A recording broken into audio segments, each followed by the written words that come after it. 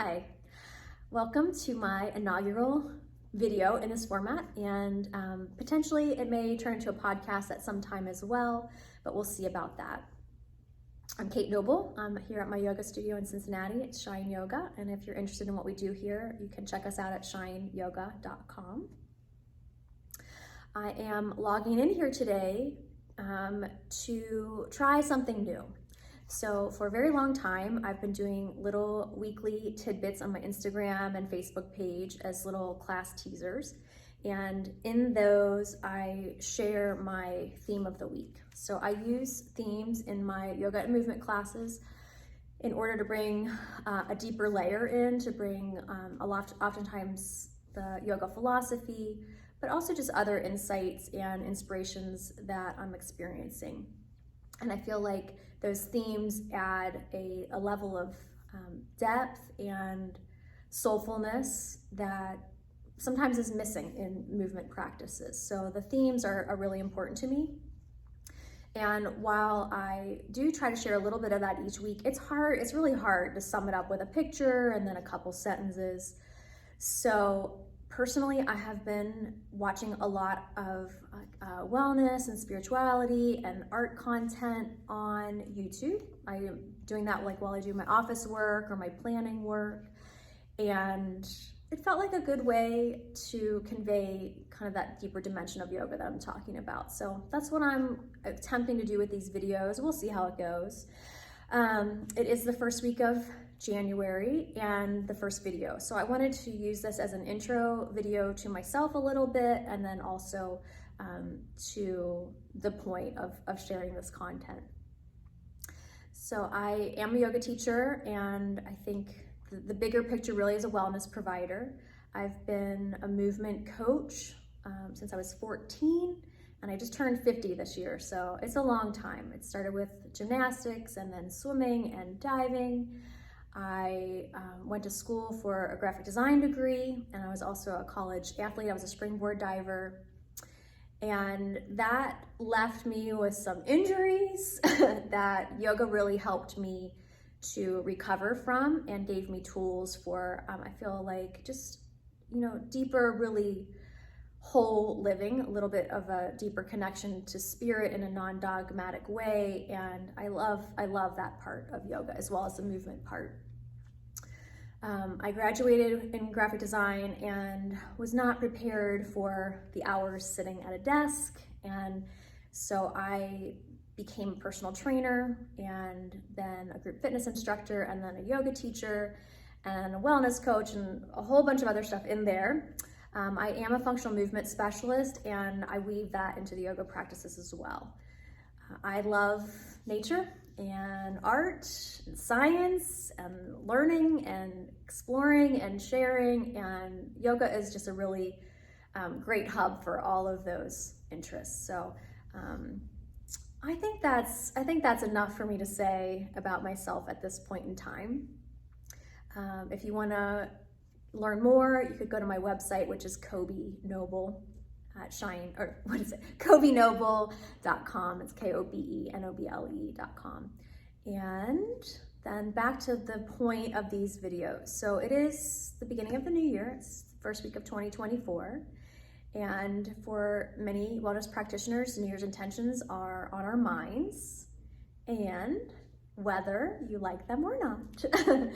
I think taking periods of time where we just really assess our well-being, how we are, and how we're using our resources, which I consider our time and energy, of course money, but also our focus on our capacity, is important. So a lot of times we end up spending our resources on things that maybe aren't as fulfilling as they could be.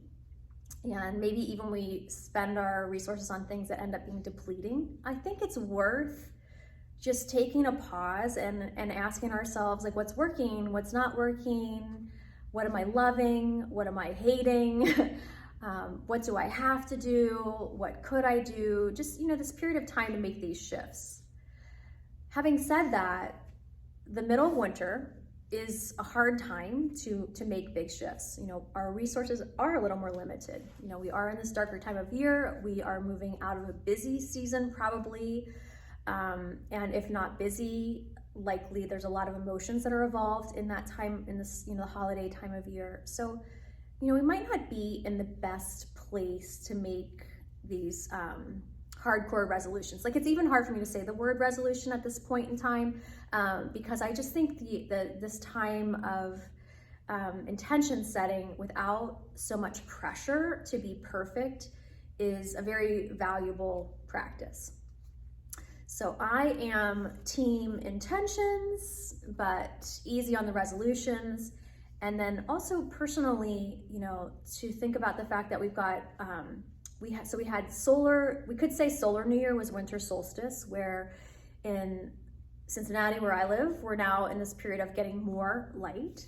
So we have that aspect of the new year. We have the calendar new year, and then towards like end of January, February, I forget the exact date this year, but you'll have the lunar new year. So like this period of time, I think, is a good time to do some assessments and maybe make some plans, but not feel like you have to be perfect in the rollout of them. So maybe save that for when you do have more energy and you really kind of feel ready. So what I'm focusing on in my classes this week is this idea of being really tender and gentle with ourselves at this time of year, to be strong and courageous, to potentially take this time to consider how things are working out, what shifts you might want to start to divert your resources towards or take them away. And the theme really ends up being to be tender at this time of new beginnings, to be gentle with ourselves in our process of growth and change. And that insight is really affirmed for me in what's happening in the outside world. So if you were to walk in the woods in this part of the country or wherever you have, if you have a seasonal similarity, we are all getting more light here. And so even though we don't see it happening, the roots are activated and there's a lot of underground work that will be happening. But there is also surface work that's happening. So even though they are covered in a hard shell, the buds are growing. So the flowers and the first leaves are getting ready. Like they feel called to grow. But there is also the recognition that the conditions aren't right just yet. So it's not time. Those first petals and buds are tender and they need protection at this time. So I'm just really encouraging this concept of allowing yourself time to be tender and gentle with yourself, to do the inner work, you know, and that can be hard. The inner work can be hard. We have to face things that maybe we wish we had done better. You know, we might have to face the fact that there is a lack of resources, that we don't have all that we want or need to do exactly the things that we want to do and exactly the way that we want to do them or to be. So just taking this time to think about what are the very small shifts that we can start to sequence together to move in a more positive direction. So just really driving home this idea of being gentle and tender in any time of new beginnings, that we don't have to rush ourselves, and we certainly don't have to be perfect in whatever it is that we're doing.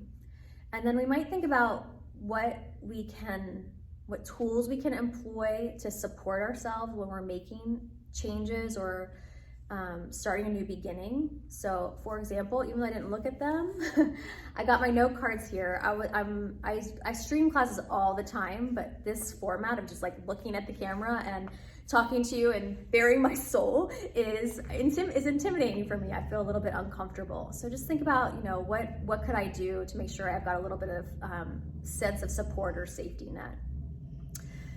So that's my example for that. And I think I'm gonna wrap it up here. I don't want these to go on too long.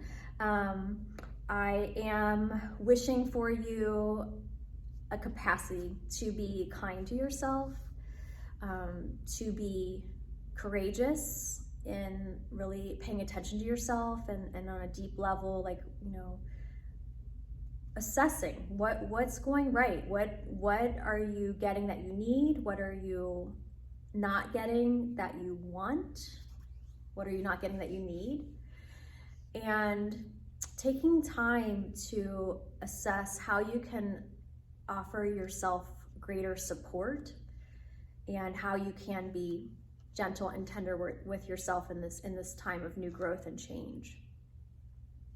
So one thing that I think is really helpful, like I have a simple question when I'm beginning any self-assessment. Like there's all these New Year resets, right? So like what went well, what's not going well, what can you build on, what are you hoping for? And all those I think are really helpful in getting a big picture of what's going on. But for me and the way my mind works, sometimes that can be really overwhelming and I kind of get stuck. And so my simple question is, what really matters now? And sometimes you got to edit, you've got to say, something might feel important, but it's not the highest level of importance. So what really matters? And let yourself be surprised. It might not be exactly what you think, and it might not be something that you can necessarily support tomorrow. But when you really ask that question, it'll help you have a sense of what matters on a deep level to your heart and your soul. And you can think of using that as a focal point or like your end point on a map. And then from there, start to break things down. Like what are the small steps that you might begin to take to move in that direction? All right. So another way I'm being tender with myself is that this certainly did not go as perfectly as I might have wished it would go. And it's okay, it's the beginning, it's the first step, it's my first try. And I don't want to overwork it, and I don't want to make it feel miserable. So I've begun, and I'm wishing you so many good blessings in whatever it is that you might want to begin. All right, I would love for you to have a happy new year. If you're not in a place to have a happy new year, I hope that you are moving in a direction to get what you really need and to support what really matters to you. All right, bye for now.